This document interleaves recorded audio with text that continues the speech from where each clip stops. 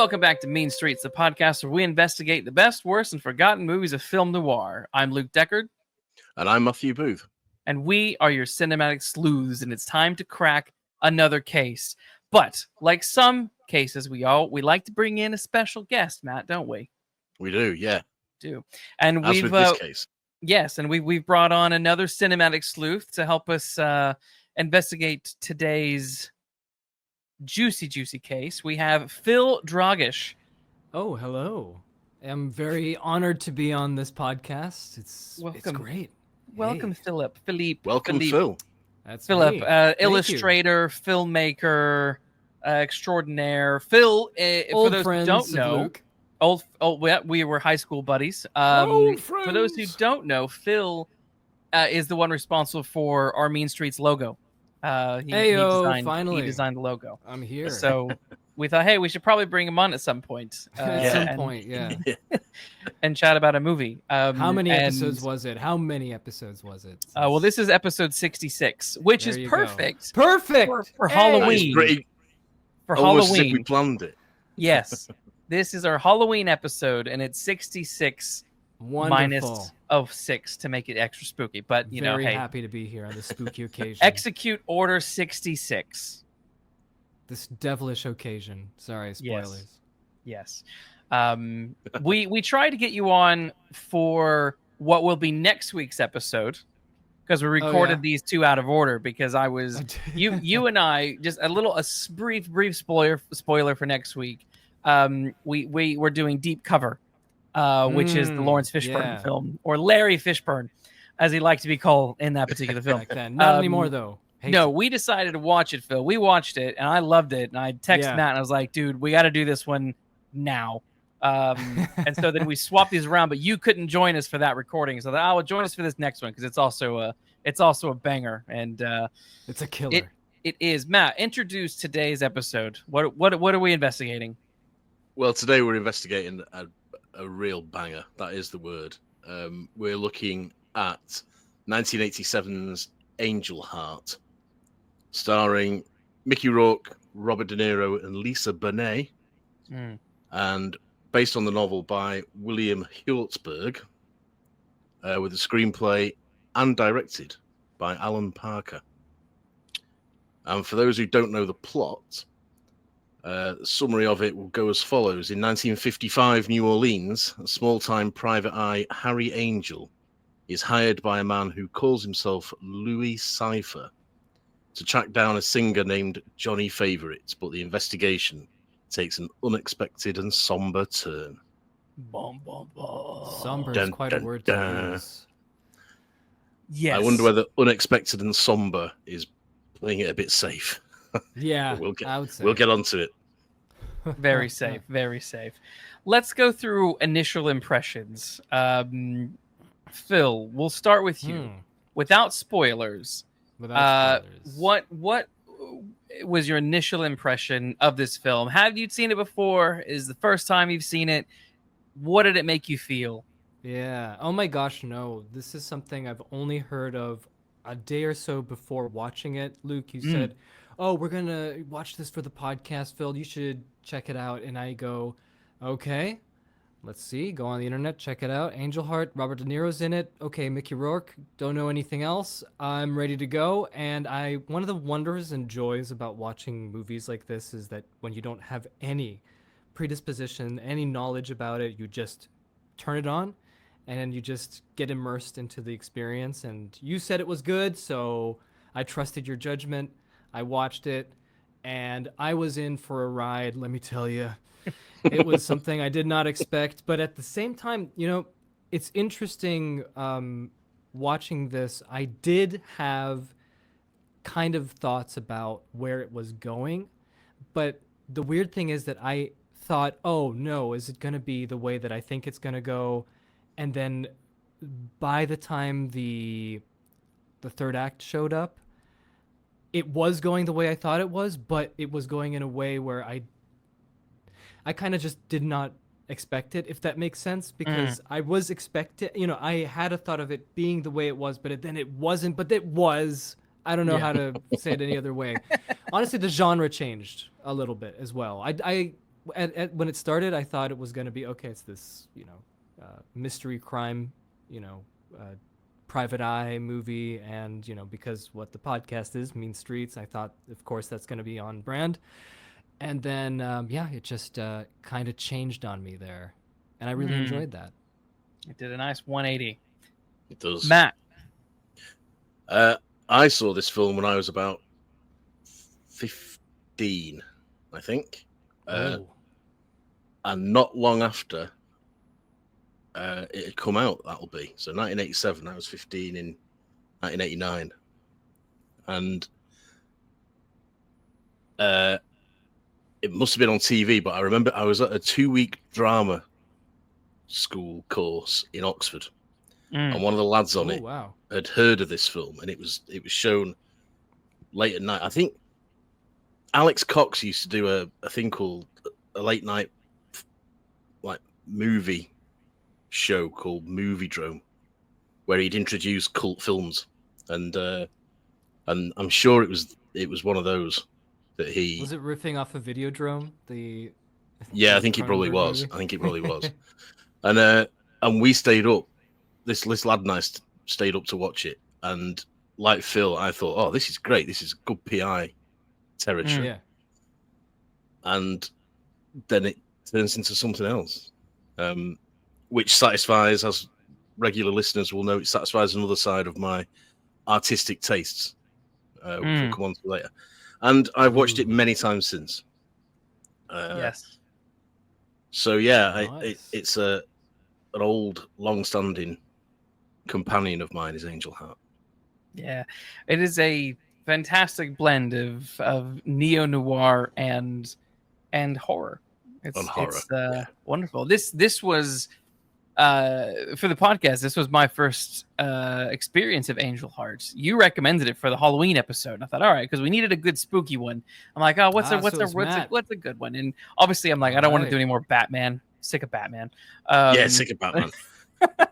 Take him away. Yeah, so I was like, oh, so then you recommended this, and I suggested this. Yeah, I watched this, and I was just like, holy shit. This was like just from the opening, the cold open of just the dark streets, the snow, the ice, the spookiness, the dead body. Just from the very beginning, I was hooked on it. Then when you first meet Mickey Rourke's character, and he's just this like gruff and kind of rugged and mildly dirty and greasy PI with pretty sleazy, dirty, nasty office. I was just like, everything about this is perfect. And then he meets his client. I'm like, it was just hitting all the beats. And I'm like, this is so good. Loving this, loving the period that it was set in. The visuals of this are, it's a wonderful period piece. The way that they evoke 1955's America. It felt like it was such a very real lived in world that we'll mention it later, but there's a reason why it feels so nicely lived in, and that's to do with the lack of, it's 1955, but very little from the film is 1955's current day stuff. It's that's right. Glamorizing old stuff. It's not nobody has up to date stuff all the time. So yeah. So I loved it. I was really taken by the performances in this. The music was great. Everything was wonderful. Everything is wonderful. The music is great, and I think this is Mickey Rourke's best performance. And for one scene in particular. What, you mean it's not Iron Man 2? Ivan Venko? I've won my bud. So much so. My bud. So much do I mean that I'd forgotten he was in Iron Man 2. Well, I mean, like, hard to recognize him in that. That's what I was gonna say. This movie really, I haven't seen any of Mickey Rourke's earlier works, so when I saw him, he looks like everybody else he looks like Bruce Willis. He looks like he does look like Bruce Willis. Yes. Oh, what's his name from? I'm gonna say Alone in the Dark, which is really sad to say, but he was in Robin Hood. Not Kevin Costner, but Alan Rickman. Oof. No. His like. Oh wait. I'll remember, but he looks like that actor that I keep forgetting. Christian Slater. There we go. Christian Slater, yeah. He looks like Christian A Slater, little and bit, he looks maybe. like Bruce Willis. He looks like everybody but Mickey Rourke, because the Mickey Rourke I know was like, I want my butt. That's that Yes. kind of. Yeah, well, It's so weird. Mickey Rourke in the 80s was a heartthrob. And yeah, so weird to see. Yeah, there's a film called 9.5 Weeks, which for 14-year-old boys in the 80s was a must see. Yes. And he was I'm not sure about surprise casting, but to see him this sort of shabby and dirty and greasy, he always had a quality of that sort of rough bad boy about him that makes him perfect for Harry Angel.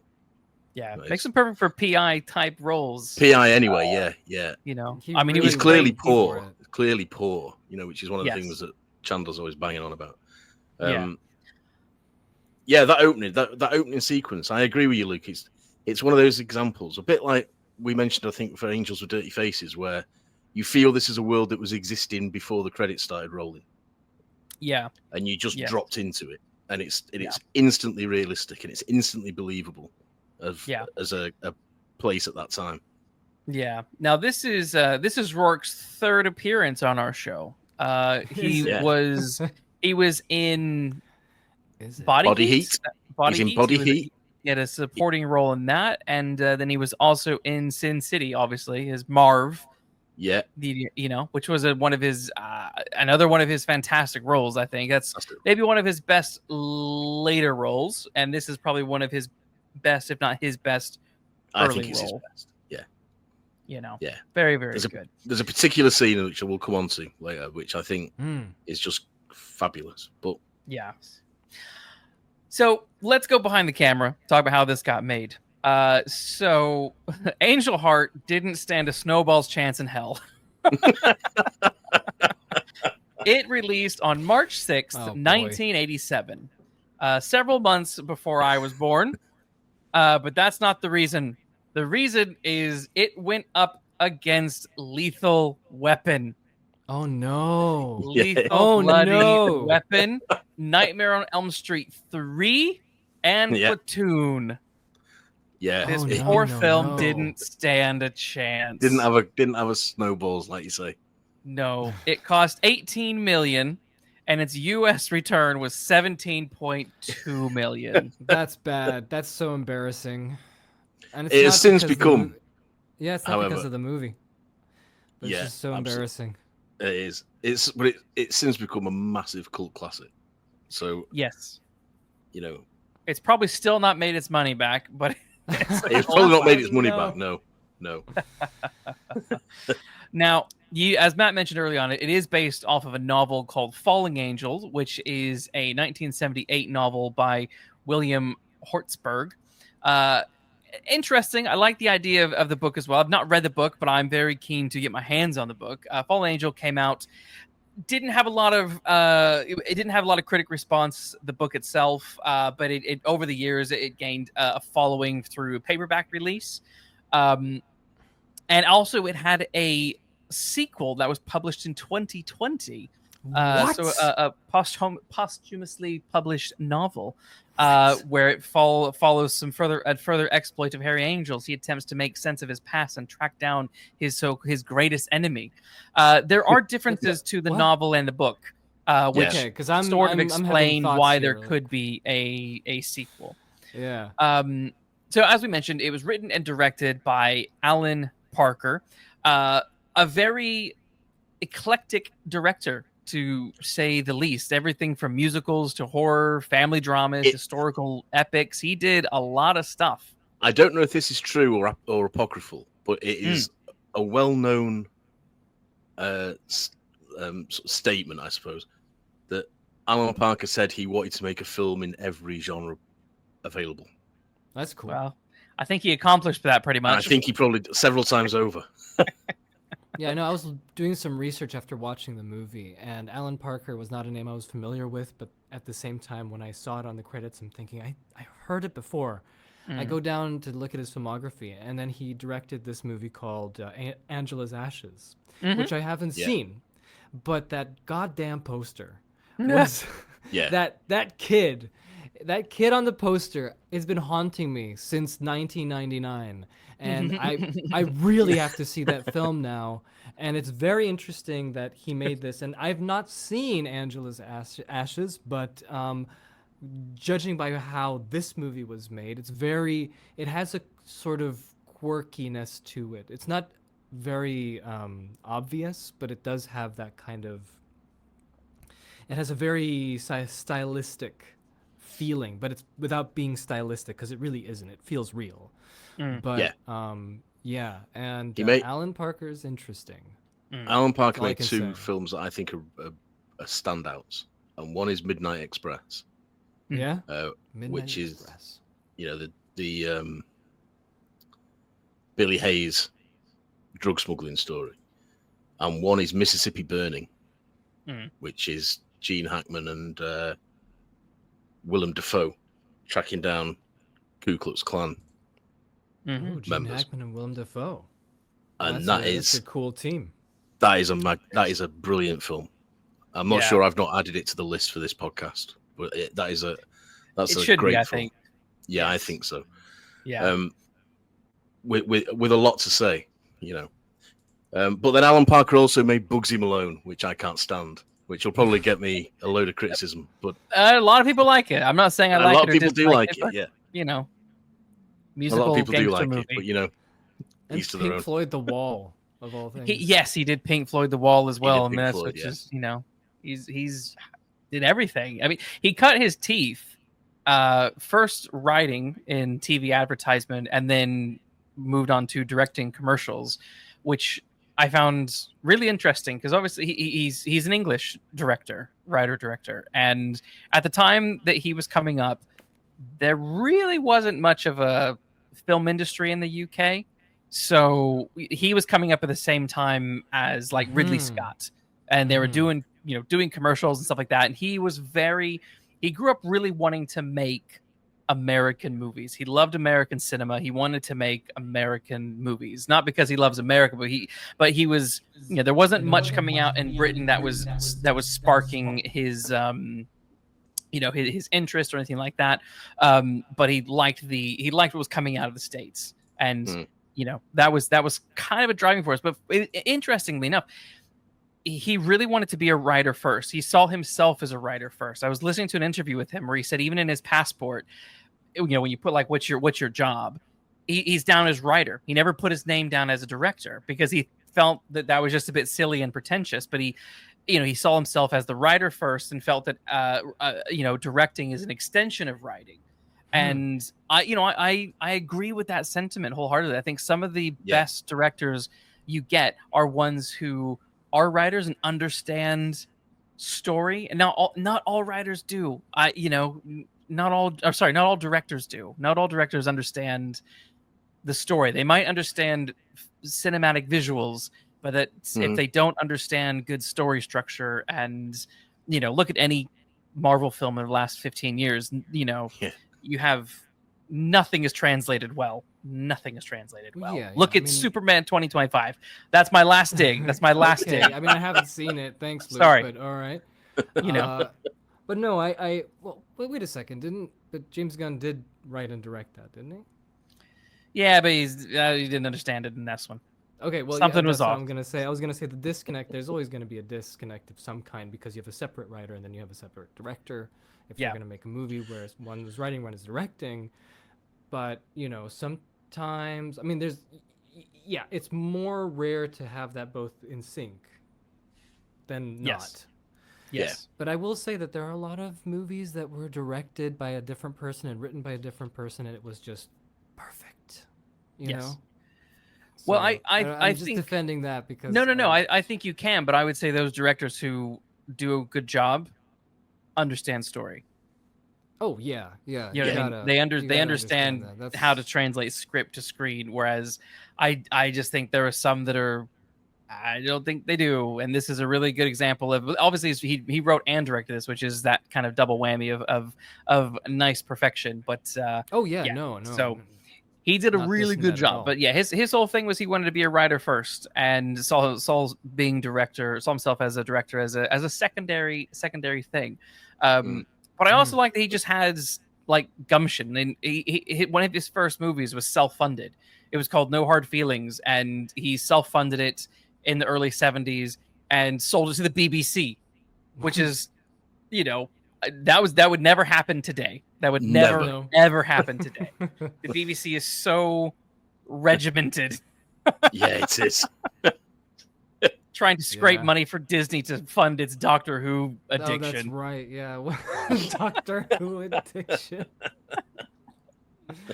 You know, Good Lord. going to begging Stephen Moffat to do more Sherlock, and he's like, no, no, no. Yeah.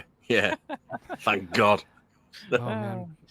But pull yourself together, BBC. But yeah, no, I as a writer director, I think his background is very interesting. Even when he was putting this film together, he took effort to go to places. So one of the big differences in the book and the film is the book doesn't go to New Orleans, and he wanted to. So he actually went to New Orleans and wrote the script there.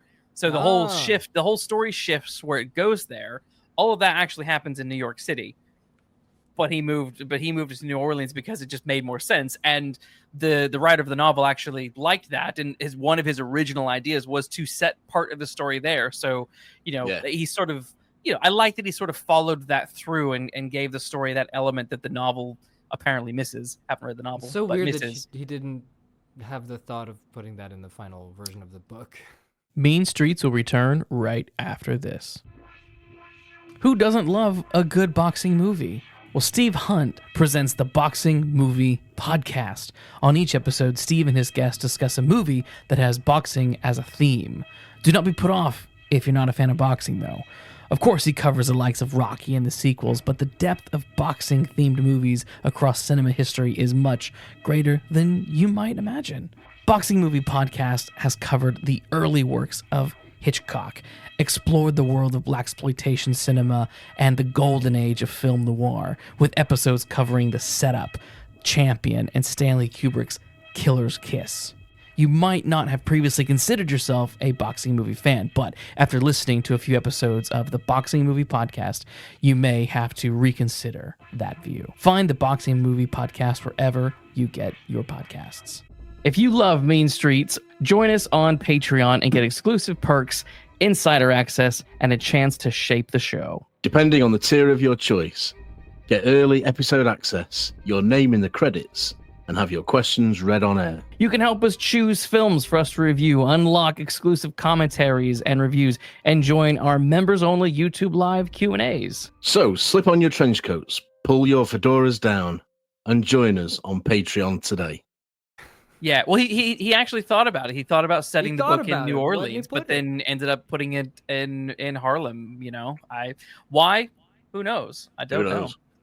But yeah, so there was sort of a long road to producing this film, getting it actually made. So Hjortsberg wrote an adaptation of the film shortly after the film came out, and sold the rights to Paramount. At this point in time, Dustin Hoffman was being considered for the role of Angel. I don't know. Maybe. I mean, this is a completely different film. This is a completely different concept, really. But, maybe that could have worked. But it couldn't get off the ground. Paramount lost the rights. And then Hjortsberg then tried to ship it around some more and got Robert Redford involved. He was interested in being in this film. Really? And I'm like, that's an interesting choice. I think that's an interesting choice. I find that more interesting than Dustin Hoffman. Yeah, good. I kind of like both. I'm interested in both. Yeah, I'm not against both, but I think Redford would have been really good, because at this time, Redford would have been fighting hard to get away from Pretty Boy. Yeah. So he was doing films like 3 Days of the Condor and Brubaker. Brubaker's a great film about a bloke the new prison governor who secretly goes undercover as a prisoner to find out what the conditions are like. That's a fabulous film, and I think this would have been a role that would have helped Redford escape that Pretty Boy image by giving him something a bit dirtier to do, but also retaining the hero status, in inverted commas. Mm. So I think Redford would have been pretty good in this, you know. So that would have been a film I would have equally been excited to see, you know. Yeah. It didn't happen though. Didn't happen though. One of the main reasons this wasn't working is the fact that the studios that they were trying to ship this to kept saying one thing over and over and over. Why can't the film have a happy ending? It's just 7 all over again. It's 7 all over again. I mean, how many times do you get these? You know, I mean, well, it's 7. It's Blade Runner. It's Blade Runner. They wanted a happy ending of them driving off to the sunset when actually they reused stock ending footage from The Shining. The Shining, yeah. The Shining, yeah. It's that's not what you want. Like, you got to understand your film. There's a reason things end the way they end. You know, and there's a reason this film. Yeah, this we've covered it loads of times on the podcast where we've done things like The Big Sleep or even Murder My Sweet, where it's like, stop changing these endings to be happy endings. Yeah, you're ruining the essence of the book and the way these books end this way for a reason, and this doesn't make it a better ending. It doesn't make it a better totally ending. Agree. This film, and I've not read the novel either, but presumably the novel is the same, is only going in one direction. And it is inevitable that this ending is what it is. You know, if the ending is anything else, the rest of the film makes no sense. We said it about 7.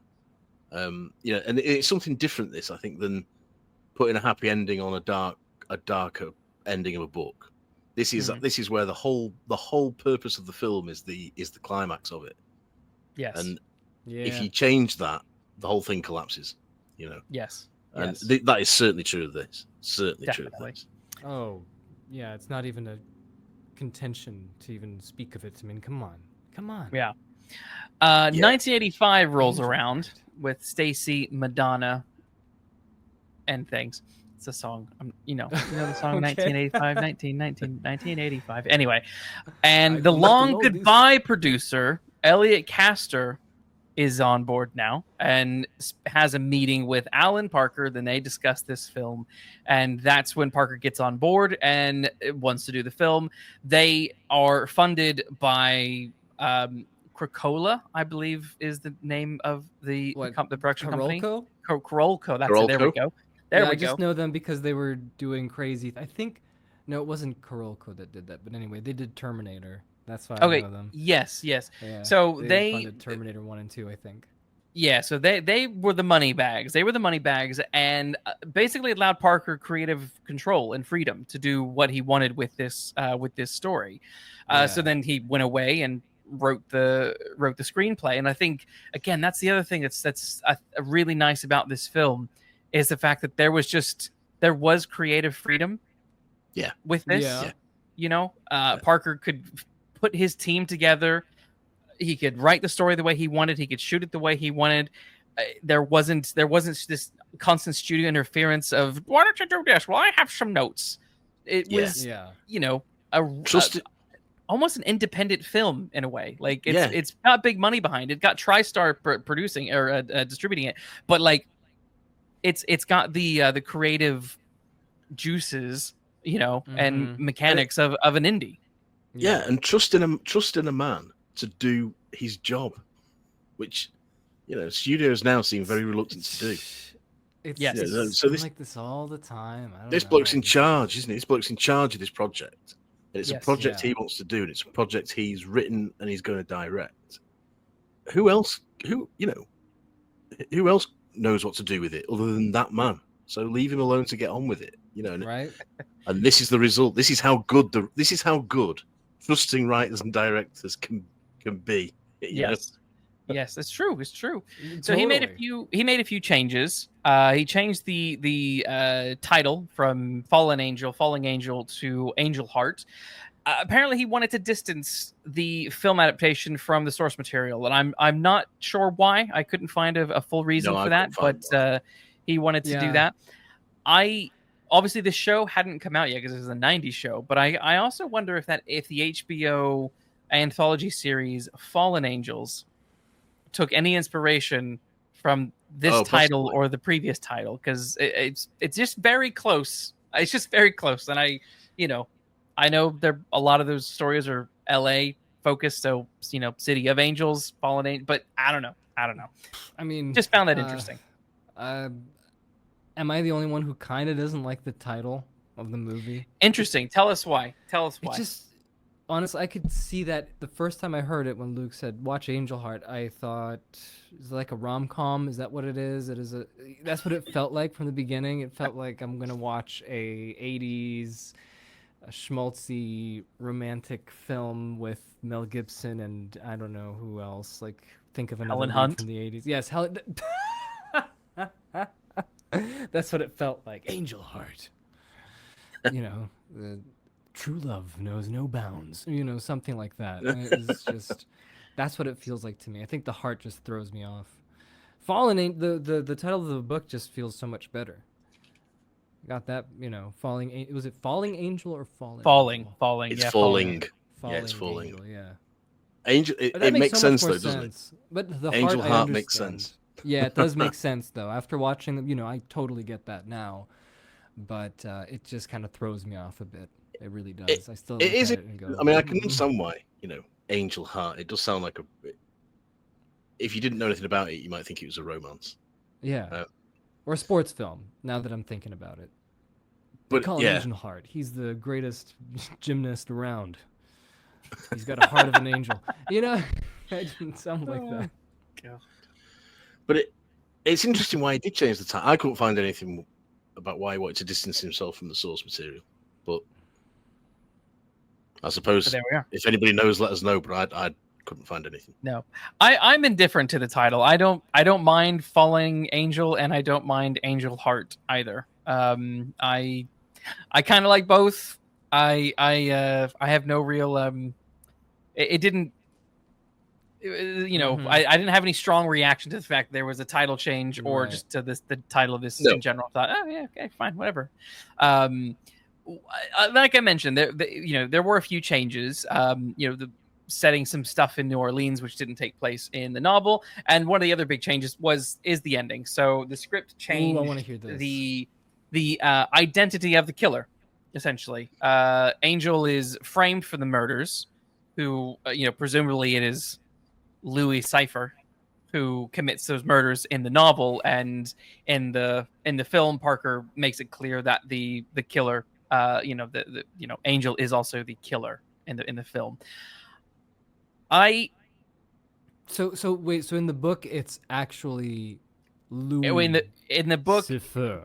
Yeah, Angel is framed for the murders. He didn't actually commit the murders, So it's assumed or presumed that Louis Cypher is the one behind the murders. Well, that's so interesting because that kind of changes the whole thing. It does. Well, it changes the ending. It does. And I think even watching the film, I think I prefer the book's ending, and I also think the way the film plays everything, that it's the adjustment to make Angel the killer wasn't strong enough or clear enough, because as I was watching this the whole time, I kept thinking, oh yeah, he's the killer. It's gonna be Lucifer is gonna be behind these killings. Yeah, I mean, like, sorry, who else could Lucifer. it be, Spoiler right? alert. Yeah, Louis Cypher, Lucifer, get out, Lucifer, come on. Like, yes. So I don't know. What do you guys think about that change? Do you prefer book or film? Am I the odd man out that thinks that I can accept both of them. This will sound like a cop out, but I can accept both of them. I think it makes sense to me either way. What I like about the novel's ending is that it makes Angel an innocent man.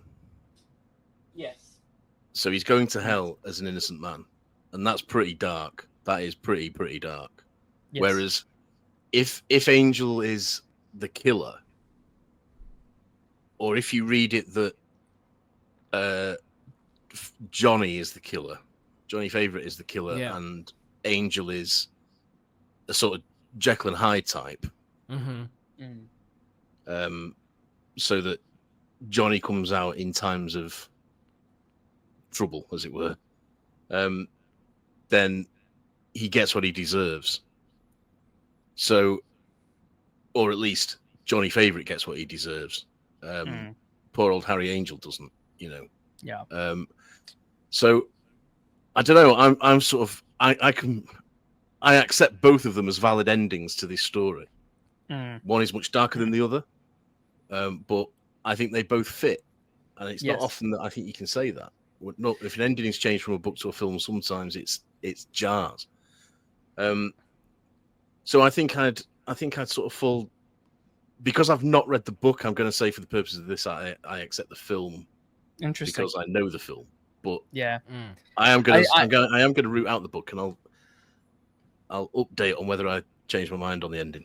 But I think for a minute, they both work for the story that's being told. But I'm going to stand by the film. Interesting. See, I'm struggling with that one. I don't think I can stand with the film. I think the way the film executes the story, this very sudden and abrupt change to make Angel this Jekyll and Hyde who's done everything, I think that's a weak element of the film. That was what I was kind of feeling. Yes, yeah. Sorry to interrupt you, but I really wanted to jump in and just say that's kind of what I was feeling during the ending of the movie. But I still very much like the concept of it. I like the idea that there's this alter ego that shows up. It was. Are we going into spoiler territory at the moment? We just spoil throughout. Anyone listening to this is going to have seen the film. So yeah, the alter ego that shows up because it was an innocent person being abducted and had this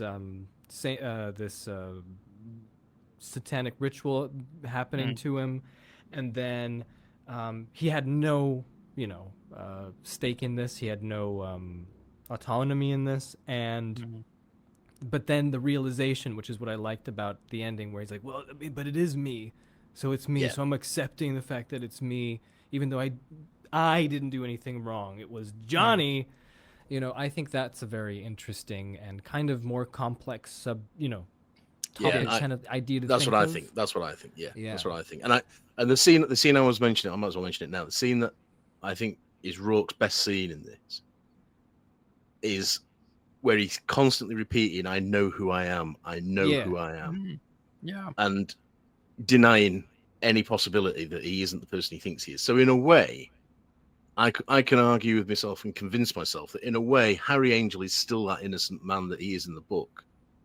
It's just that he's having to accept that he has done terrible things through no fault of his own because he's not been able to control it. So it's not it's a deviation from the novel, but it's sort of in the spirit of the novel for me. Yeah. And that's it. I mean, the reason I'm standing by the film is that scene. I stand by the film for that scene. I think Rourke's performance when he's crying his eyes out. Yeah. And because I find that a terrifying concept. If you found out, I mean, it's in a much different style of film. This is Total Recall.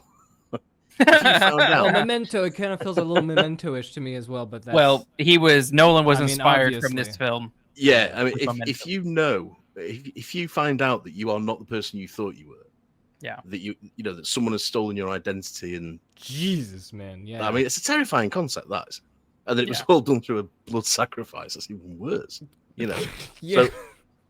So, that's why I love the ending of this. That's why I think it works. It works on its own terms, and I think it has the spirit of the novel behind it. But yeah, that scene kills me. I think it's that part of Rourke's performance kills me. Yeah, no, it's a good one. It is good. Go on. Brings it all together.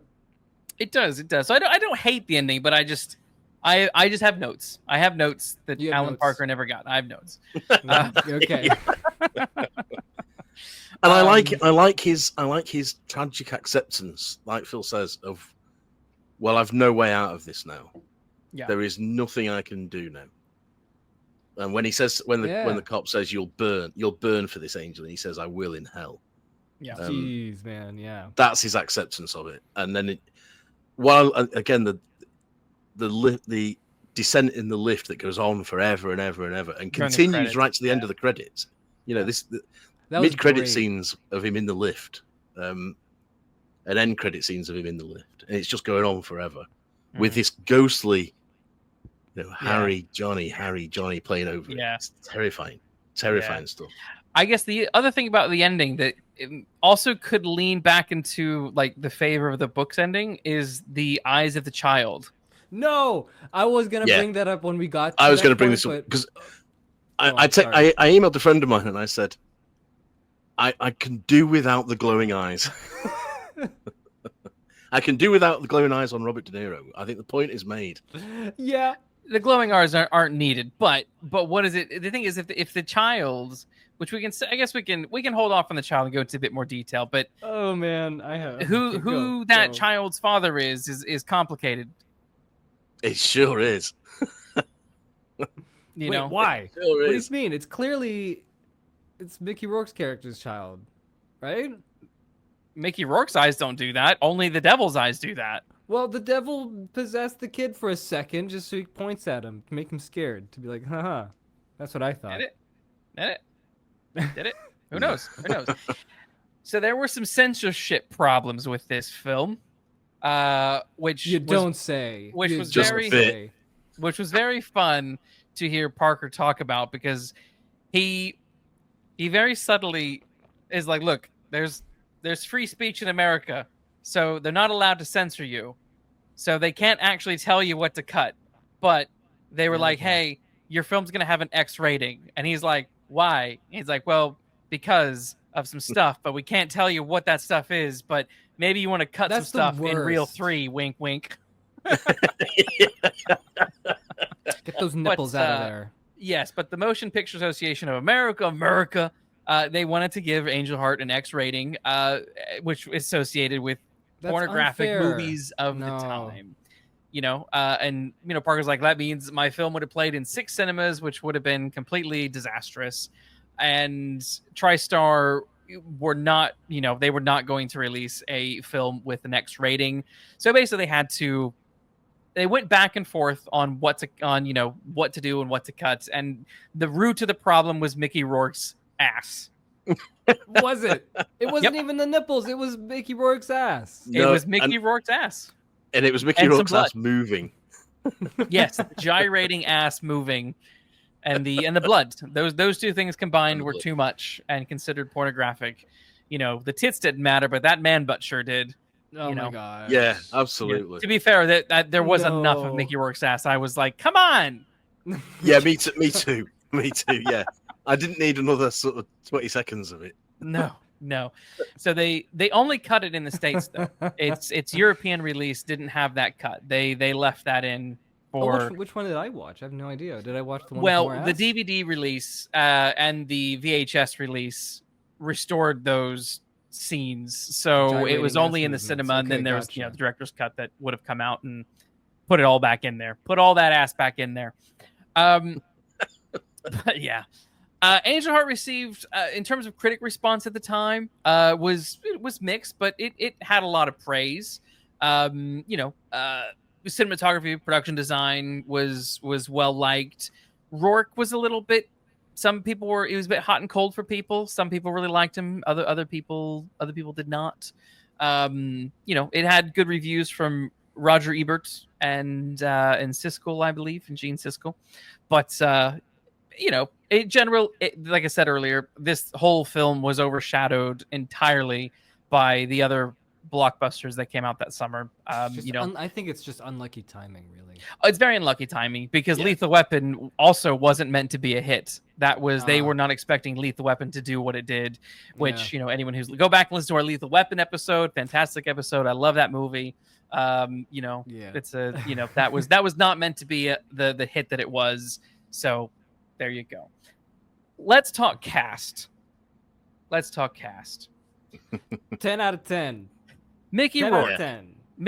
So there are some other people who were considered for the role of Harry Angel. Two of those being Al Pacino and Jack Nicholson. Boring. Next. Interesting. Why do you say boring? Well, because first of all, Al Pacino, Robert De Niro, that to me just feels Godfather. It feels all these other movies that they've been doing in the future. I know I'm saying this in retrospect. They didn't make that many movies together yet, but I felt like Al Pacino, I can really see the Michael Corleone of it all. If you know what I mean, because he's trying to do good, but then eventually finds out that he's in a lot of trouble and evil and so on and so forth. So I already saw Al Pacino do that. And then the second one was who Jack Nicholson. Jack Nicholson is an obvious, it's You kind of a shining problem, I'm a big fan of Jack Nicholson, but you can't have your sap PI look more like the devil than the devil. Yeah, there you go. See, that's what I'm saying. Yeah. Jack Nicholson looks too sort of unhinged. Yeah, and aware straight away what's going on it. That he's got that knowing look in his eye, Jack Nicholson. I don't think the eyebrows. I just think was he too old at this time, Jack? 87? Yeah, I mean that's close to Batman, so I mean I don't think too old can. Well, that was going to be my second That's another point. one. Yeah. That's the big one for me. And the thing is, you've seen Nicholson do Chinatown. You've seen Nicholson as a PI, and you've seen Nicholson in horror. I don't need to see Nicholson in a PI horror. There you go. That's a very good point. Yeah. I think Nicholson would have. It would have been an interesting film. Nicholson's always great to watch for me, but I think it would have been too much. Possibly. Now, I can't help but notice that there seems to be a very blatant Chinatown visual throughout this film. And that is when Mickey Rourke's character, Harry, meets a guy on the beach and he gives him a nose protector and he's wearing the Ray-Bans. He looks exactly like Jack does in Chinatown when he's got the nose bandage and the glasses. The same style. I can't help There's a particular shot where they're almost identical. Yes. Even the color of his suit, he's got the same sort of suit. Beige, light-colored suits that he's wearing in Chinatown. Yeah. It feels I couldn't find a reference to say yes, this is why, but I just can't. It's too much of a coincidence to say that there wasn't massive Chinatown influence in the way that Harry Angel looks and is walking around with that nose protector on. With that nose protector, yeah. Parker claims that they were just things they found on set and thought it was a lark to put in, but I don't believe that either. Ooh, I don't believe that. Is it not part of? Is it protection from the sun for whatever his face has been reconstructed from? What the nose stuff? The nose stuff. Who? Is it Harry didn't have reconstructive surgery. The other guy did.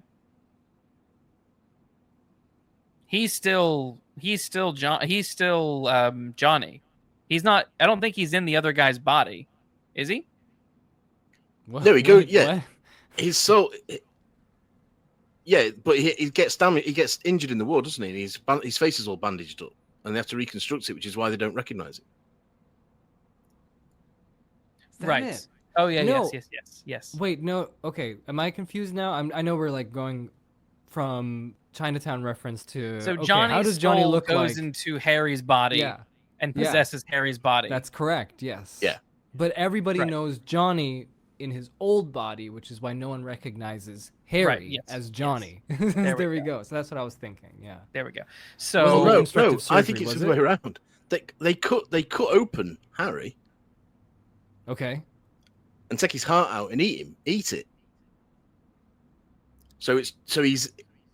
Oh, okay. So Harry Angel's the soldier that they kidnap, and he dies. They cut him open, right, and eat his heart. Well, Johnny does.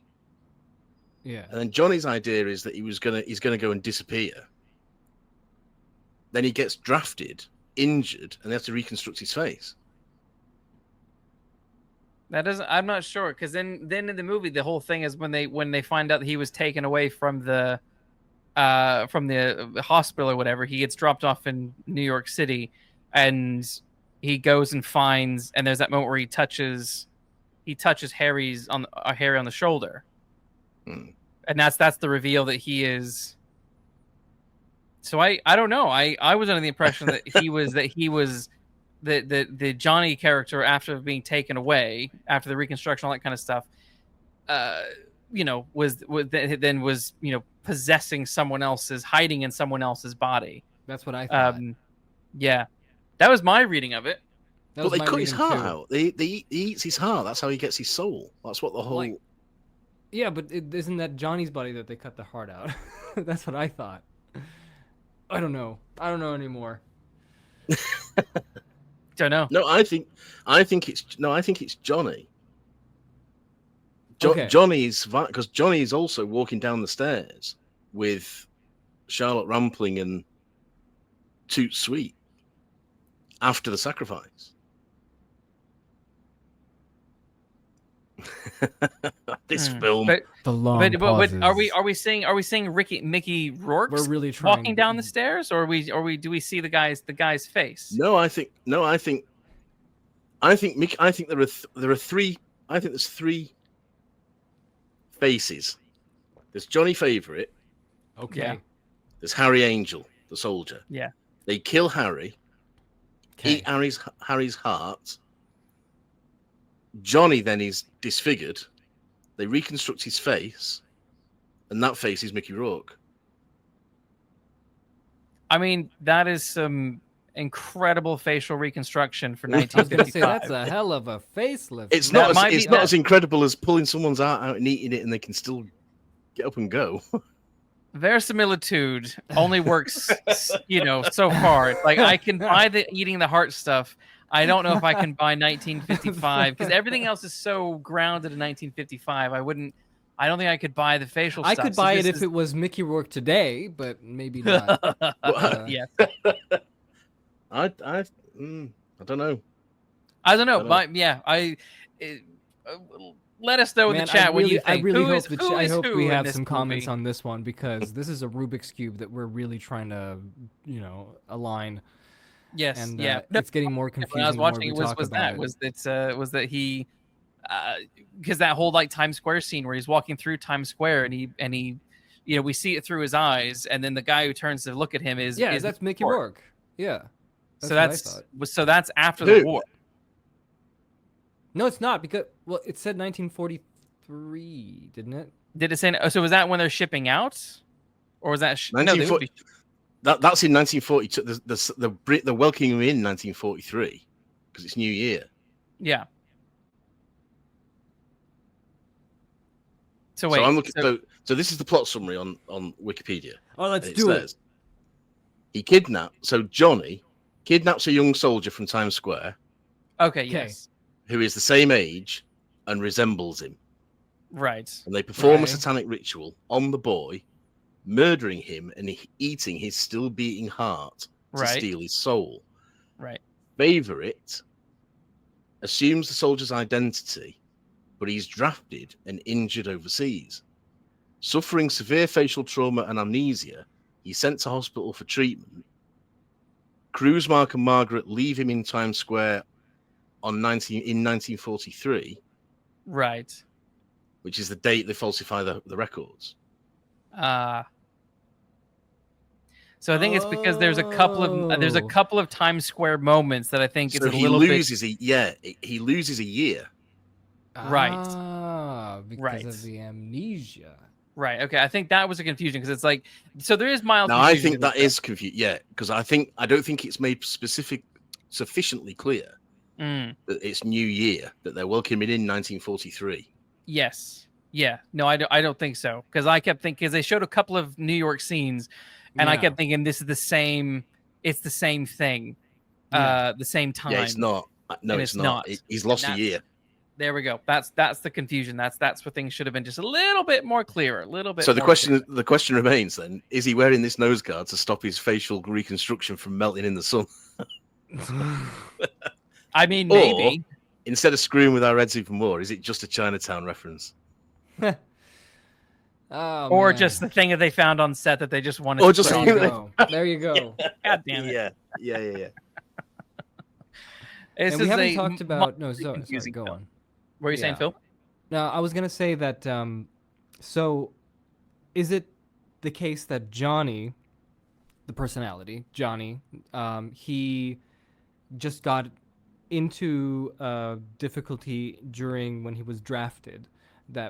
That's why he got the amnesia, and that's why this new personality showed up, which is Yeah. which is okay. Yeah. And then, which and I then knew what that. happens? I knew that bit, but it was Because Who what was confused who? me as well was that Harry Angel as the young man before? Is that, you know what I mean? Or is that this is a It is, third personality? Yeah, it is, but he doesn't look like Mickey Rourke. He looks like extra actor. Right. Yeah. So that means that And then the what Harry happens Angel, And then what happens is the Johnny's soul yes. and the genuine Harry Angel's soul Yeah. are in Mickey Rourke Yeah. fighting for dominance. So that's where the Harry Angel soul kind of comes in and kind of becomes kind of the dominant personality throughout the rest of the film. Yeah, and he doesn't know that he is someone else inside. Yeah.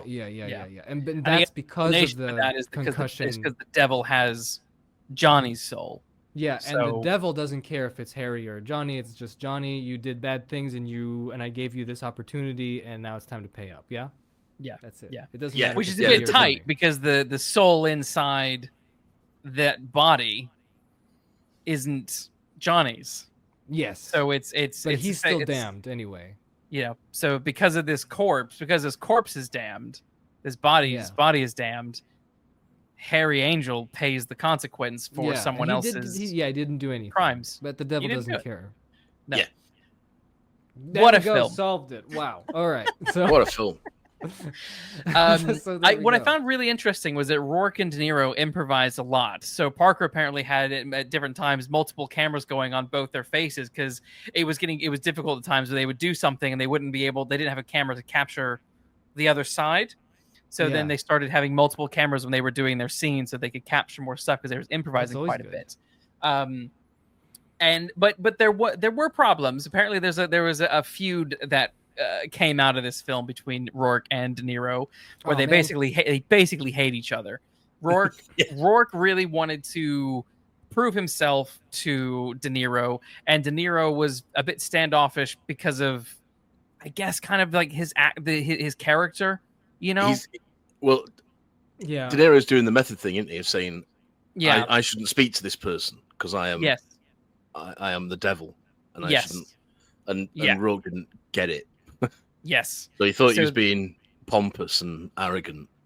Yes. Mm-hmm. So they've had a feud and they've never worked together after this film. But my God, did they have chemistry? Yeah, absolutely. Yeah. They worked well. God damn it! It's such a shame. Yeah. It is such a shame. The scenes between them, especially the one in the church. Is which one? Is really good. The one where the Catholic church.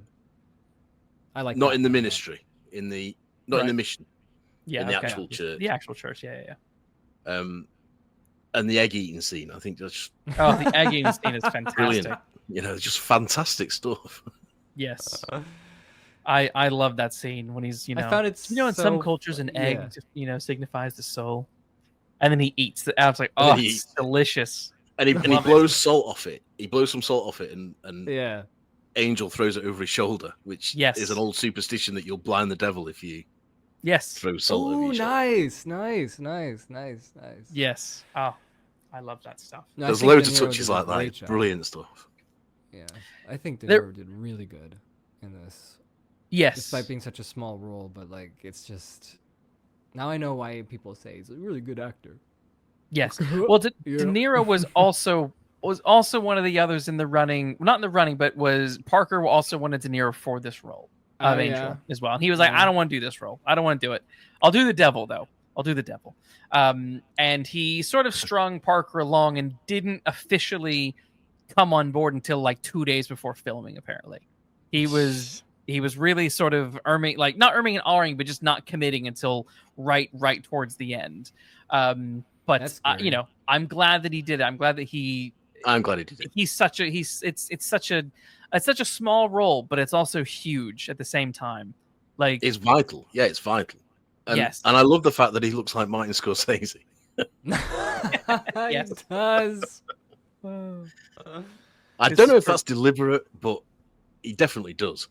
he does. I don't know either, but I do like that.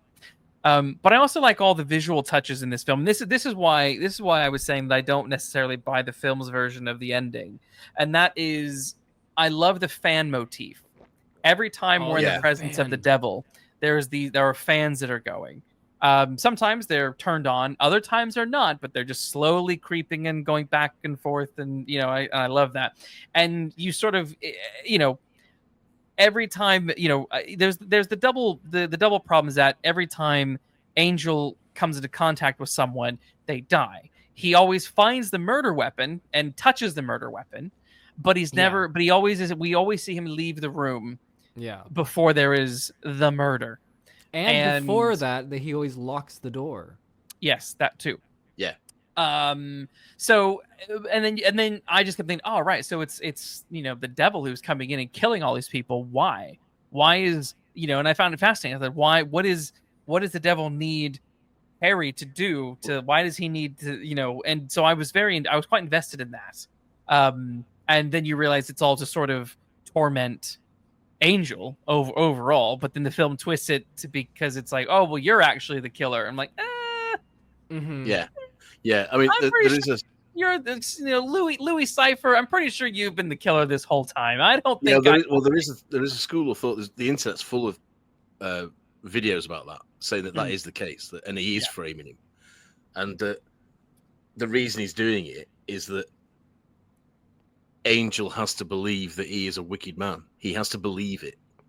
Yeah. He knows he's not a killer, so he has to absolutely believe it in order for the devil to reclaim his soul.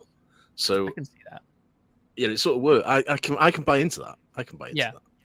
I buy into that more than him actually being the killer. I even like when they film it, I'm like, no, I don't think I know who I am. Yeah. Yeah, I know who I am. Yeah.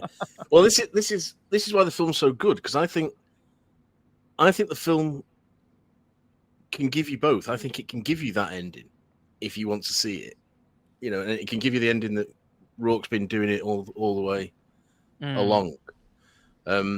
Because again, a bit like Chinatown, I'm right in saying I think that Rourke is in every scene, so it's a first person narration. So when he's in inverted commas remembering the murders, is that Louis Cypher driving him mad, for want of a better phrase, and twisting his memories? Yeah. Or is he actually remembering it? Because we only see what he sees. So if he's seeing these, and the fact we're questioning it, maybe that is the devil's greatest trick. Yeah. Ooh. Well, it's like when you got people who like force false confessions out of people. By people, I mean police who force false confessions out of people. Scumbag police officers who shouldn't be cops. So I think the film can support both interpretations. I think so. I don't even think I don't think it's even setting its stall out in one camp or the other. To be honest. Yeah. No. That's what I love about how you tell the story. That's what I love about how you're telling the story. It's never going to be.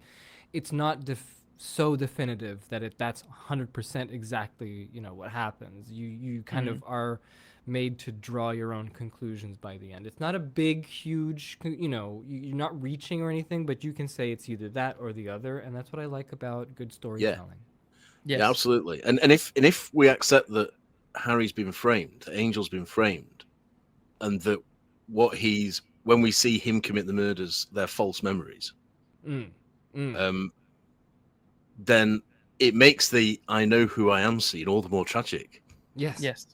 Yeah. Because we do see Cypher pick up his dog tags, that are then found at the hotel. So yeah, if you want to read it that way, I think it's very persuasive.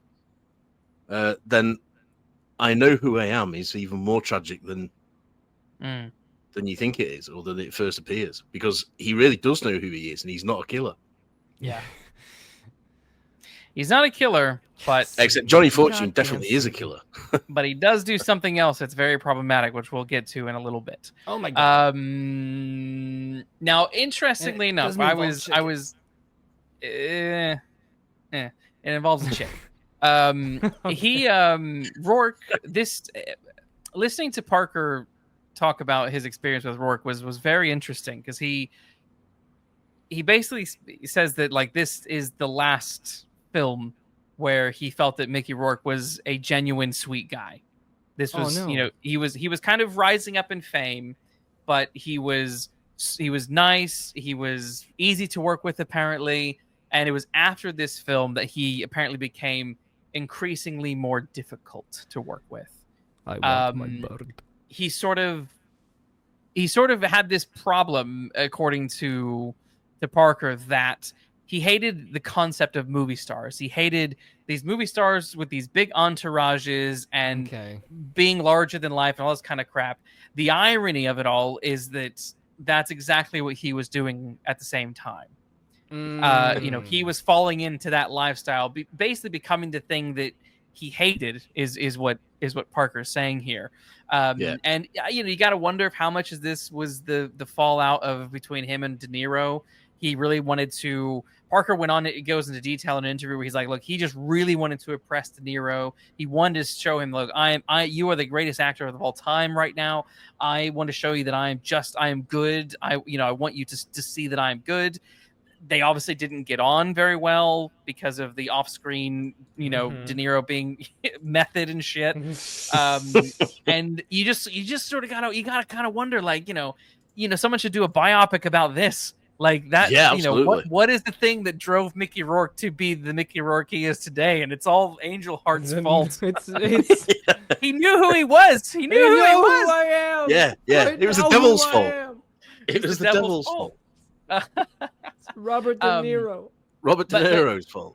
Because then obviously Rourke got involved with boxing, and then there was it's a quite funny quote from Parker, but he's like, he gets involved with the boxing, and then he goes, he changed his face. He changed his face half to do with boxing and half to do with vanity. It's like, damn, Mr. Parker, you are pulling no punches. Yeah, absolutely. Punches. But it's just a shame, because I think. I think back to some of the early, Body Heat in this film, and there is a sense of like, oh, this guy seems like a cool guy. I would hang out with this version of Mickey Rourke. I would not hang out with Iron Man 2 or Sin City Mickey Rourke. No, absolutely not. No chance. Avoid those like nobody's business. But yeah, I agree. He's got that sort of. You think it'd be a good night out with young Mickey Rourke. Yeah. In a bar somewhere, just having a laugh and get a milkshake, get some cheeseburgers. Yeah. Substitute milkshake for something else if you like. Because I expect it to be a wild night. Knock yourself out. But yeah, what he turns into, and it is irony, and it is ironic that he turns into the very thing that he was criticizing. Yeah, it's so weird. Yeah, it happens. It happens. It happens. It happens. Robert De Niro. Sorry, I was just going to say, he go says on. about De Niro, I used to look up to, Mickey Rourke says about De Niro, I used to look up to him, now I just look through him. Wow. Yes. On De Niro, so it's quite funny. The producer of the movie, Alan Marshall, was the one who first approached De Niro. And De Niro asked the guy, wait, did you produce Birdie, the 1984 film? And when Alan said, yep, De Niro apparently promptly hung up. Wow. That was enough to make him not interested. But eventually he came on. He spoke with Parker and, came on. But for a while there, Marlon Brando was considered for the role of Louis Cypher. What do we think of Marlon Brando? I mean, it's fine. I'm quite Al Pacino, happy. Yeah. That'd be strange. I'm quite happy that we've got De Niro, thanks. Fair enough. I don't know. I'm all right with these other choices. Aren't the like other films that we've done where I'm like, oh, that's a weird choice. I'm like, I don't know. Dustin Hoffman, Marlon Brando, Robert Redford. Brando's not a weird choice. No, I just fear what maybe my view of Brando is always tainted by the fact that he wanted to play Jor-El as a green bagel or whatever it was. And he said his reason was that we don't know what they look like on Krypton, and Donna had to say, "Well, we do because they look like Superman." Yeah, that's the whole. I mean, they look like us, Marlon. Yeah, That's the whole Marlon Brando. If you said to Marlon Brando, if you bear that in mind, and you say to Marlon Brando, "We want you to play the devil," what the hell does he come up with? See, that's why I'm interested. That's exactly why. I know. Yeah.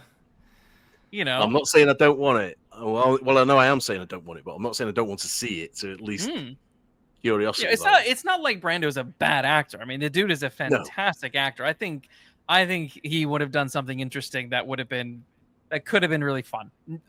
De Niro was perfect in this role, but I'm just saying as an alternative, I'm okay with Brando. I think that I'm okay with Brando. Yeah, absolutely. I'm okay. I'm more okay with Brando than I am with Jack Nicholson as a substitute for Mickey Rourke. Sure. Okay, Nicholson is the only one that I'm kind of like, yeah, maybe not him. Maybe not him. But I'm like, I think these are interesting alternatives that I would have been interested, that I would be fine with seeing. There's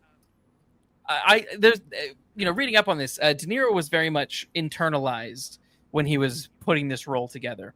He sat and spent a lot of time developing what the devil was going to be like, and I think that is really nicely conveyed in his performance. Rourke has a very different sort of approach to he's a very sort of reactive actor, and I think that dynamic is what makes their back and forth so good. Because Rourke isn't doing this method actor bullshit. He's just coming in, doing the job, and doing a very, very good job at it. Whereas you have this guy, this epic actor who is doing 5 minutes worth of screen time, but is deeply getting to the root of who this who this devil is.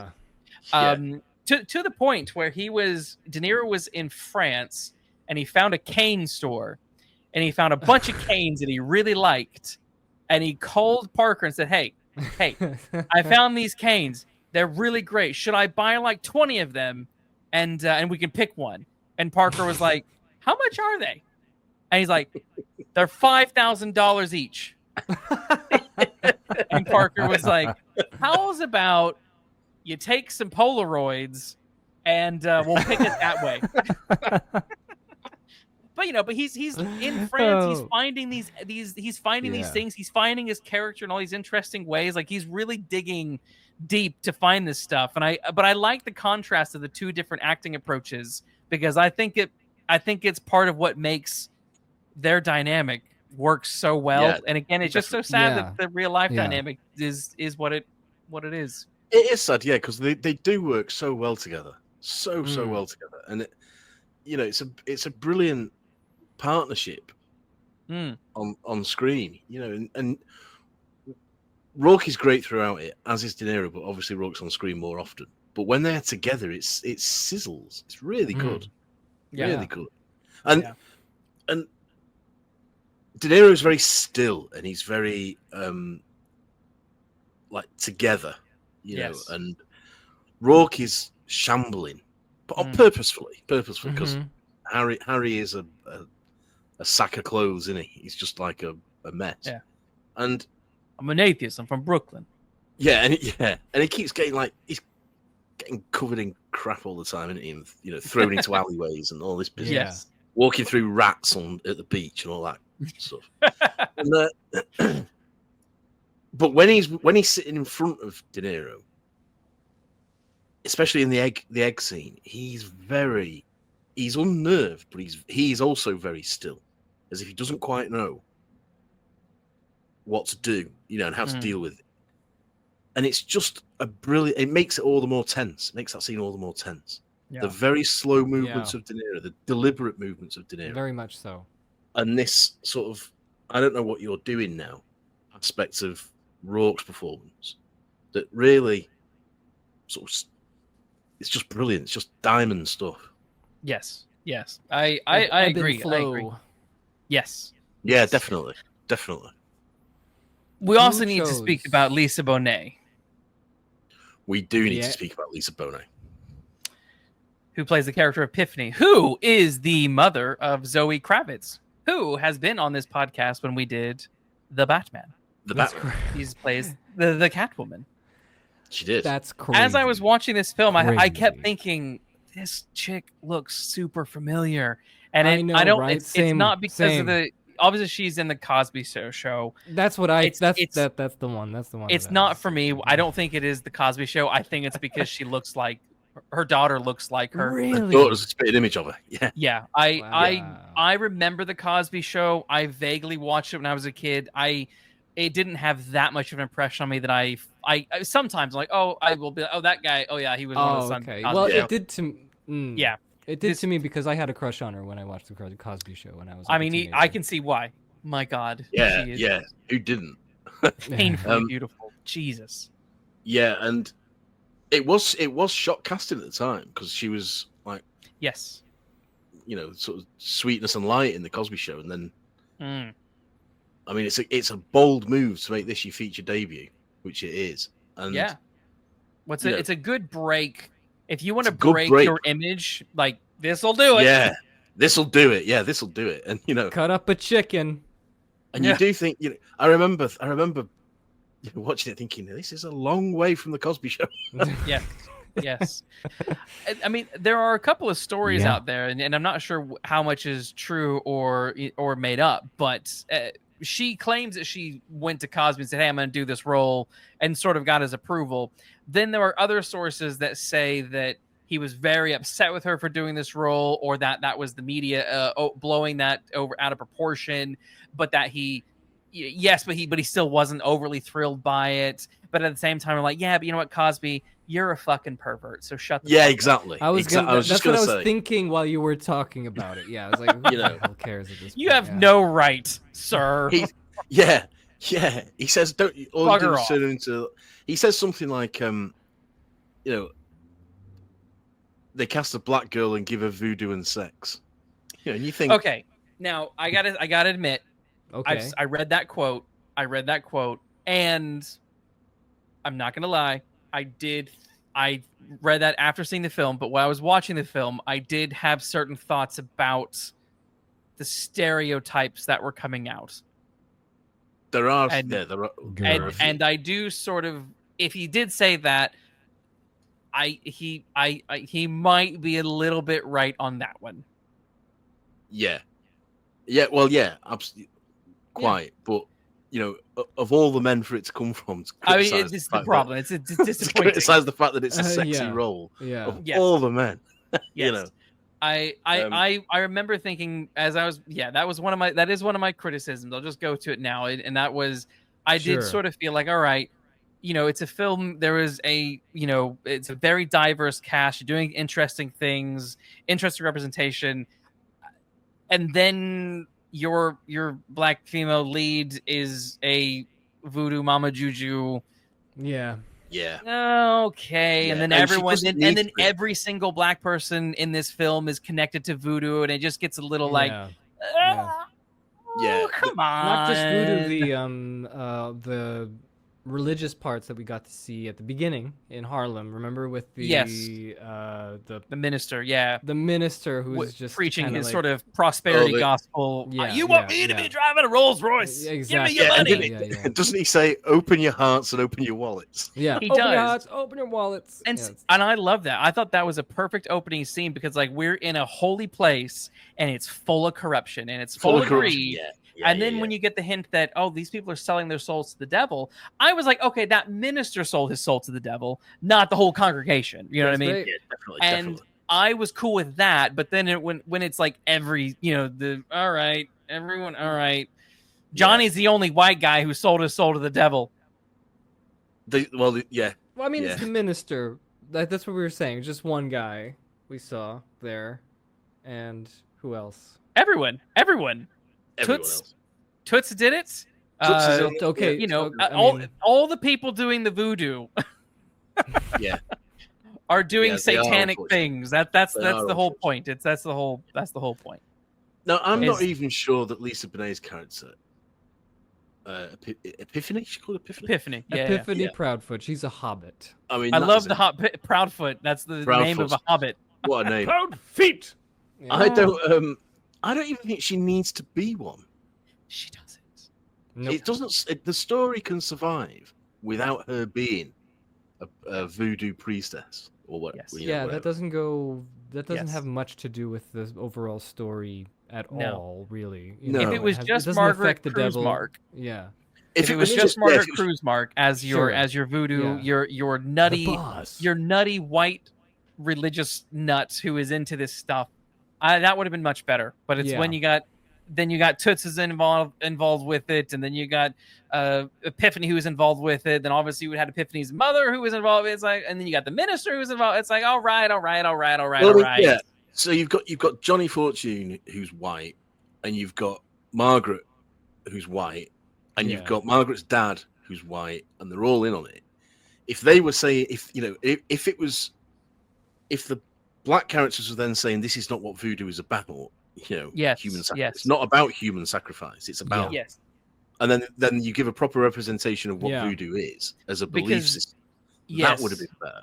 Because you also have that scene towards the end where you have the two cops who are throwing some slurs around, and when Toots is killed, no one gives a shit. No one because cares. The cops don't care.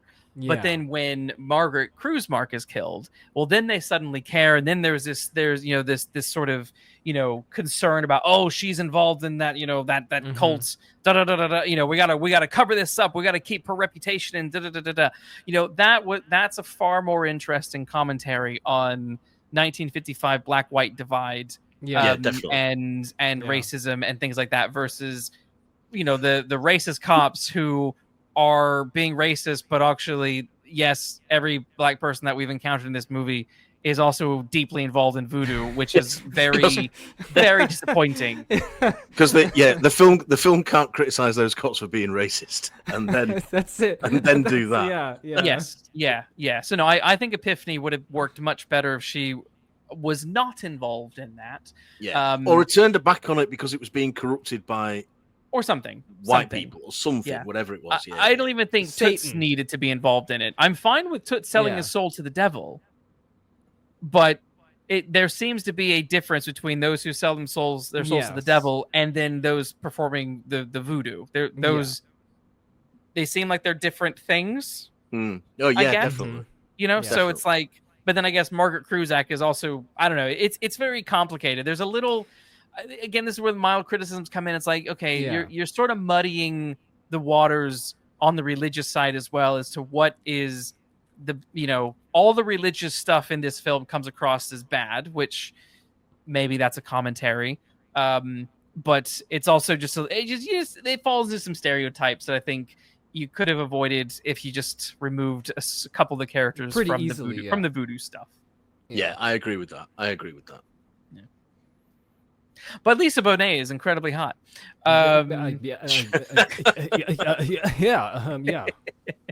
Interestingly, Parker says that he didn't hire Bonet because of the Cosby Show. He said, I'd never seen the show. I hired her because she was right for the role. Fair enough. I believe that. I believe that this British director had never seen the Cosby Show. I buy that. There is absolutely no reason why Alan Parker should have seen the Cosby Show. That's it, right? Charlotte Rampling is great in this movie as well. I mean, she's always really great. Yes. Yeah, she's great in this. And it's such a short scene, such a short couple of moments. And of course, I know her from Dexter. She plays a psychiatrist in one of the latter seasons of the original Dexter show, which is wonderful.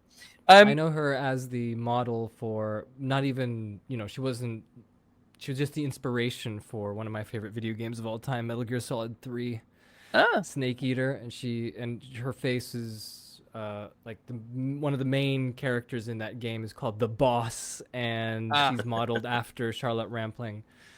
It's great. Yes, that's how I know her. She is through great. That. So. Yeah, she is. Now, great. one thing I will say in terms of character representation and whatnot is I do love the fact that at least Harry Angel is not racist, and I always find that the right He's not kind racist, of but what No, we'll get to Hang that on. point. Okay, he's not. He's no. Yeah. So he's not racist. And the scene, they set it up so early on, and that is when he's going through Harlem, and he's heading towards the mission, and a woman loses her hat. Yes. Which honestly, I sort of wondered if that was a mistake, because it played so It could naturally. be. Yeah. That I'm like, did they just keep filming and just include it in the film? It's very slickly done, isn't it? If it's a Yes. a gag, you know, Yes. if it's a performance, it's very smooth. Yeah. Yes, Yeah. it is very, very good. But I love the fact that he's walking past this black lady, loses her hat, and he, fumbles and fumbles and fumbles to get it for her. Yeah. And it's like that right there told me it's 1955. You get the implication. The book's set in 1959, and Parker intentionally pushed it back to 55 because he's like, if you really want to emphasize the Vibe. ideals of that particular period, the racism, push it back a little bit more. And I think he's right on that regard. I think he's right on that. But that scene alone just perfectly was like, that told me so much about who he is. He's walking down these streets. There's no awkwardness. There's no nothing. He does that. There's a nice exchange.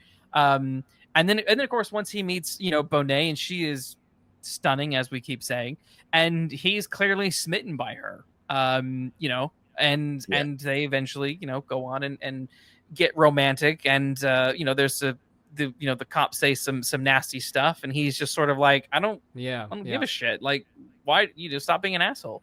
Yeah. And so I do like the fact that our protagonist, for the most part, does come across like a genuine kind of liberal individual. And I always prefer that with PIs. And I know Marlowe is a complicated character in that sometimes Marlowe says and does things that are a bit more conservative, but actually feel more like that's Chandler.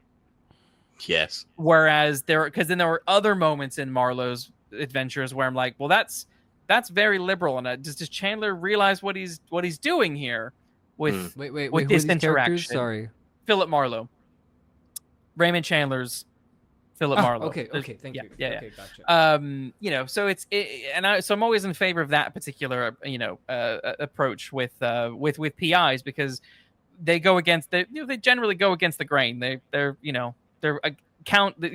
don't fall in line with the system. And so I appreciated that. I thought that was a nice touch to this movie. Indeed. Now, the complicated bit is when we find out who Epiphany is. Yep. That's what I'm saying. And I don't know if this is. I didn't read that it was changed from the book. I hope it's changed from the book. Because Epiphany turns out to be the daughter of Johnny and her mother, who is dead. Yep. Which makes what Johnny does. I mean, it makes it a lot worse. Pretty bad. Yes. And maybe that's also why I'm like, okay, he's in another body. Right. I mean, that's what I was thinking. Another No, body. I think it's at that point, Harry's soul is in control. Oh no, it is, but to make it it's not horrifying. To make it not be what that is, the big I word. I'm like, it's okay. The soul, there's a soul thing going on, but the body is not the body. The body's a different body. The body's a different body. You keep telling yourself that, Luke. Keep telling yourself that. Yeah. If it helps you sleep at night. That is a bitter pill to swallow, isn't it? Yes. I mean, it's harrowing at the end when you realize that, on top of all the other crazy crap that happened, and just making the whole situation pretty scary. But yeah, anyway, I don't know what else to say except Yeah. Yeah. It's just another reason, isn't it, for Harry to think he's evil, for Harry to think he deserves to go to hell. That's the narrative point. But it does take a lot of, soul searching to get over it. Let's say. Yes, it is. And this, I mean, as you said, this novel, not this novel, but this film it's horror. It is a horror movie, and it's neo-noir, but it's also horror, and it is sometimes, also horror. Sometimes horror isn't just about monsters and scariness. No. Sometimes the most horrific thing is something that is very, very, very real. The human soul. Yeah, it's you. Yeah. And what horror is meant to do is stimulate your senses and your ideals, and it's meant to horrify you. It's called horror for a reason. It's meant to horrify you, and that is horrifying to, I would like to think, everybody. So you're right, Luke. We mustn't lose sight of the fact that this is a horror film as much as it is a crime thriller. Happy Halloween! Happy Halloween! Yeah, great, wonderful. And what's good about horrifying? No, go on. Sorry. So I was just going to say, what's good about this film is in a similar way to American Werewolf in London, which is a comedy horror. It is good as being a crime thriller, and it is good at being a horror film. It succeeds in both camps, just as American Werewolf succeeds in both. Very camps. good, yeah. And that is a very difficult thing to pull off. It is. And I some think comedy thrillers are not funny, and some comedy thrillers are not thrilling, and some horror thrillers are not thrilling, and some of them are not horrifying. I mean, I'm sure that the new Liam Neeson Naked Gun movie is not going to be a fun comedy thriller. I'm sure it's not even out yet. At the time of recording, it's not out yet. I'm going to go on record in advance and say I'm sure it's not. I'm going to go on record and agree, and I'm also going to go on record and say what I said to you the other day, Luke, about a different property, and that is, if I see that, the first thing I'm going to do is come back and watch the Leslie Nielsen Naked Gun to cleanse the palate. Right. Yes. Right. Yes. I haven't seen any Naked Gun at all. Oh, great. Everything I see reminds me of her. I don't get it. I have not seen it. Oh, it's great. Go watch them. They're fun. We should watch them. Okay. Well, I wanted to say Mean Streets, to be fair. Okay. Oh, okay. Well, speaking of horrific, I want to bring this up, and I want to bring up the baby. I want to bring up the baby. Because that Epiphany. Let's make it clear for for the crazies who didn't watch the movie and are listening to us talk about it. The Epiphany has a child. Epiphany has a child, and therefore that child would be the grandson of Harry Angel. Oh my gosh, is she called Epiphany because he has an epiphany at the end? I mean, duh. He's called Louis. He's called Louis Cypher, for goodness sake. Yeah. Lucifer. Yeah. Louis Cypher. Lucifer. Come on. Lucifer. Come on. We can all accept that's not as clever as it thinks it is. Yes. No. Okay. The baby. Let's let's talk the baby. Yeah. Talk about the baby. All I want to talk about the baby is that it's at the end. And yes, it was a nice little jump scare. But the effect when I was just like, oh no. Yeah. This is, oof. Effect. Can someone, it was literally a freeze frame of the kid cut out. And they did, not a very good job with the eyes, like painted on. And you can see the picture not moving while the baby was moving.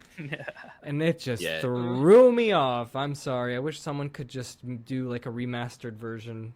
I don't like remastered I'm all for films being preserved the way they were, You want the goddamn strings in Jurassic Park to stay, but you want someone to fix this? Yes, I do, because this is distracting. It was so distractingly Come on. It wasn't good. I mean, I was watching Richard Donner's Superman, and I'm seeing strings all over the place. I'm like, leave them in. It's fine. I can tell his cape is tied to him, so it doesn't fall off. All right. Well, now that I've said what I said, I can see both of you don't mind at all, and I'm the odd one out here. No, I do mind. I don't like the glowing eyes. I don't think the glowing eyes are at all necessary. They're not. I agree with that. They're not necessary. The De It's a Niro bad glowing effect. eyes. I agree that it's a bad effect, and I agree that we don't need it. It's there, so leave it. It's a bad effect that we don't need, that, Yeah. that never needed to be created. Yeah. So, Yeah. Yeah. And We I can agree that condemn it on Niro all didn't need sides. it either. He No, was De Niro only did doesn't it in need one it. shot. Yeah, and it didn't. It also pulled me away a little bit because it was like, what? It's one of the, He's wearing it's one of the contacts very now. few. Yeah, I mean, it's quite a minor thing, but it's one of the very few things that does make me go, oh, Yeah. about this film. Because this is one of those films for me that is so good that any little niggle is a shame. Is a shame. Yeah.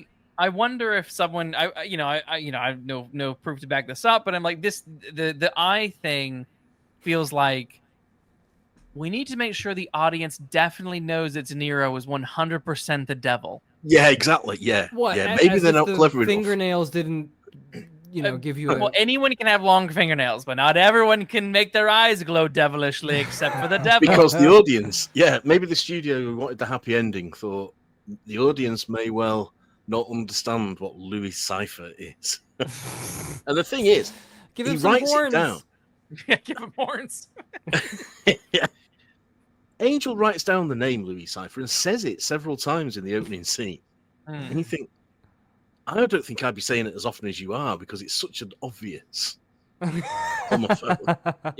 But anyway, Yes. I agree. yeah, give him more. Give him. I'm surprised. Maybe I would have welcomed this more than the glowing eyes if when he's sitting down with his legs crossed that he's not got cloven feet or something. Yeah, You know what I mean? Yeah. I just don't think you needed it. I don't think you needed You it. don't need any of that stuff. It's perfectly clear who he is, isn't it? Yeah. No, the ever so slightly growing nails, the nails as they grow throughout the film and get more and more menacing. That to me is that's all you need. That's all scary you and need. spooky enough. Yeah. Do you think? And the De Niro dialogue is thought of about that to one? tell you. The dialogue is, he says, everyone's got a soul and yours is, yours is mine. Yes. Yeah. Yeah. We're told that he sold his soul to the devil. I mean, who the hell else is this man going to be? We don't need the glowing eyes. No. But other than that, great movie. Indeed. Well, any other scenes you want to mention that you like? Anything else that's left on the table you want to talk about? Yeah, I mean, what did you think about with the guy? I can't remember his name. They go into the little shack, and he's like, "Oh, I guess you don't appreciate gumbo very much. You would have." Oh, Mr. Cusack. Yeah. Margaret Cusack's dad. Yeah, he really laid everything out at the end. He just exposition all around. What do you think? Yeah, I liked it because of how he delivered it. I think he was over the top in a good way, because I can imagine someone like that doing that. Yeah. So it didn't take me away from the movie, but it didn't take me away, but it definitely had that sort of, we are rushing to get, we need to tie this up very quickly. Here's this guy who is related to someone we've seen for a few seconds, just going to expose everything really quickly so that he can quickly die. Right. And be done with him. It felt, I think maybe a scene or two to set him up would have been acceptable. Mm-hmm. Cut out some of Mickey Rourke's ass a bit more and give this guy something else. Just another another scene, like, the cops pull Rourke in and have a chat with him, and her dad is there, and they have an exchange of some kind. Well, the dad has sent the thugs to beat him up, hasn't he? To warn him off. Yes. So there could be, the thugs. as you often get in PI things, they just take him to him. They bundle him in the back of a car and they take him to him, and they and a little bit of the story comes out. Then you don't know what you're getting into. You don't know what you're looking for. All that business. Yeah. Just a bit of that to set him up a bit more. Yeah. That's what I would have done. Yeah. That's pretty much what I would have done. Yeah. I I really enjoyed Mickey Rourke fighting chickens the entire movie, and then falling into a whole box of crawdads. That was Yes. Yeah. That's what I mean. He's covered in crap all the time. Yeah, all Always. the time. Always. Oh, what was the corpse at the beginning of the movie? That's a question that I actually wanted to come in and ask you guys because I couldn't. Was it an old lady? Was that what it was? It's an old lady. Yeah, it's an old lady. But we never find out who she is. And I'll tell you, we never find out who the parishioner is whose funeral they're going to. Yeah. No. And I mean, I don't know whether this is, I don't know if it's like a genuine funeral that they're going to, or whether it's all part of the plot or somehow. I don't know. Has Cypher killed the woman at the beginning? If so, we don't know why or what it achieves. Yeah. True. Or is she just showing it's a rough part of town? Yeah. Yeah. I kind of got the impression that might be what it is. Rough part of town. Yada yada. Or yeah, something along those lines. Did the devil do it in order to lure somehow? Yeah. How does that lure Rourke's angel to him in some way? Kind of thing. I think the script is good enough that if she were important in inverted commas, we would have been told who she was and why. Yeah, I think so. I think she's a casualty of the streets. Yeah, mean streets. Of the mean streets. Mean streets of Harlem. Nice. Of Harlem, yeah. Yeah, I agree. Any other outstanding scenes? No. Wiping the blood from the walls at the beginning. I mean, it's a good scene. It's good visual, but symbolic. Yeah. Because that everything. She turns out to be De Niro. She does. Yeah. Which is creepy. That was creepy. It's like, oh. Yeah. She is. I mean, that is the devil appearing, isn't it? Like, Who did you think it was going to be? When you I mean, I assumed it was the devil. I assumed it was the angel of death. Okay. Yeah. Yeah, because she's too still, isn't she? Yes. That's the only time you see her moving, I think. And she's there at the sacrifice and everything. She's carrying the bowl up the stairs to the sacrifice. And yeah. I just always assumed that she was the devil, and then, seeing it's De Niro.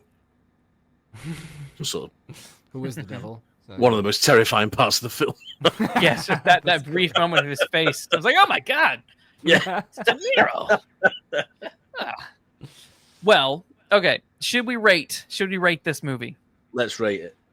Okay. As everyone knows, we rate all of our films out of 5 Falcons. 1 being the worst, 5 being the best. Out of 5 Falcons, what would we rate Angel Heart 1987? Matt, we'll start with you. This is a film with some issues that we've highlighted, but they don't get in the way enough for me. Apart from the big I word. Yeah. So, but otherwise, I think this is almost Parker's masterpiece, and I think it's Rourke's best performance. I think it's a great story. Ooh. And I think the ending is great. So I'm gonna give it 4.5. Okay. Out of 5 Falcons. All right, Philip. 4.5. Okay. 4.5 Falcons. 4.5 Falcons. I think that everything was very natural. Wait, I didn't. No, go on. It was very naturalistic. The pace was very good. The characters were very great. The way that they had told the story, I don't think you could do it any better than the way that it was depicted in this. I don't know. Maybe the novel has, certain things that could make a different story that would probably be, worthwhile. But in this case, what I got, I was very engaged with to the end, and it got me thinking about it, and that's why I'm giving it that much. The only reason I think I agree with Matt's reasons on, just it's not up there, on the rating scale with me on the Fair enough. Falcons. I think it's a strong film. I think it's if you're into your neo-noir and you're into your horror, this should be a must watch at the Halloween season, during the Halloween season. well cast, well acted, well shot, beautiful film, great music. A few minor problems. The saxophone, yeah. Saxophone is fantastic. Spooky saxophone. I was gutted that I couldn't find the soundtrack on the streaming services that I use for music. That's a bummer, but I'll have to see if I can find it elsewhere. But no, overall, it's a really, really solid film. I do have some problems with it, as I've mentioned throughout the course of this episode. So I think for me, I'm a little bit under you guys. I'm going to give it four Falcons, but that's still high praise. A 4 Falcon is a damn good movie. You know, it's highly recommended. Highly recommended if people haven't seen it. I mean, I watched this first on streaming, and I rented it because I've been bitten in the ass too many times by buying a film digitally and then it's sucking. So I rented this first, and then when I watched it and loved it, I then instantly went and bought the Blu-ray for it. As you should. Because I think this is worth adding media to your this is worth having in your collection physically. If you're a thriller fan, noir fan, horror fan, this is worth it. It's a good it's a brilliant blend of genres that I agree should be in everyone's collection that collects this sort of stuff. It's top notch. I don't think I've ever seen a noir, mystery horror ever in my life. I mean, then again, I want to say I'm on Mean Streets and for this episode, but I don't watch that. I don't know much about the mystery genre as such, so I'm very much a novice with that. But anyway, it's all good. It's all good. Well, I think we have thoroughly investigated Angel Hearts. I think we can pack this up and put it back in the drawer. Job accomplished. Mission accomplished. Phil, do you want to tell anyone where they can find you if they want?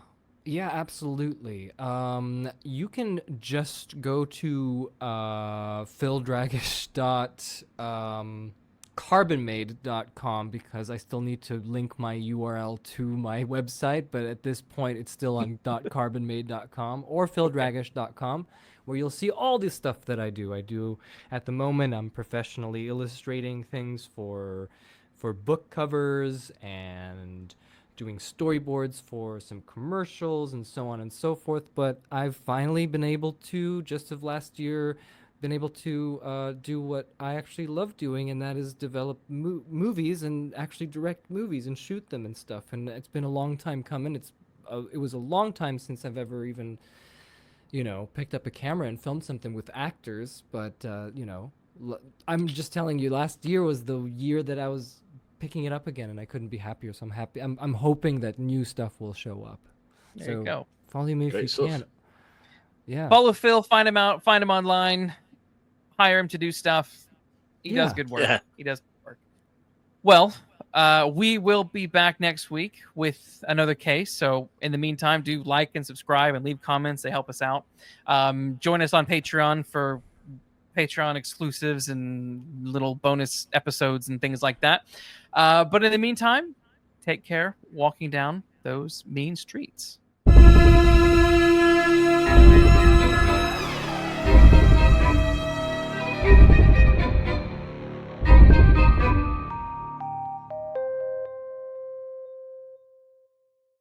Just want to give a quick shout out to our paying patrons. We have Steve from the Boxing Movie Podcast. We have Garm 1981. We have Gregory Sandoval. They are our initial ground floor patrons. So if you want to join Mean Streets and become a patron and get access to cool perks, make sure you head over to our Patreon page and subscribe today for as low as $1 a month.